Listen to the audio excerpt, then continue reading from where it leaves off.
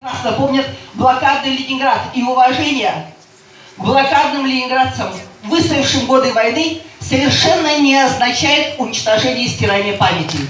Мне кажется, что когда вместо политического, даже видного деятеля дает имя основоположника казахской литературы, величайшего мыслителя, а Абай в литературе истории казахов не менее значим, чем Александр Сергеевич Пушкин в истории русской литературы.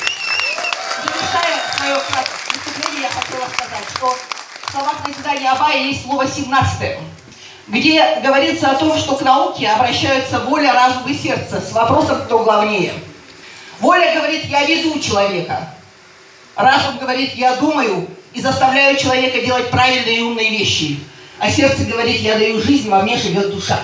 Вопросы можно оратору? Мне, пожалуйста, не олицетворяя всю мою историческую науку, я говорю: моя воля, мой разум и мое сердце полностью на стороне переименования. Спасибо.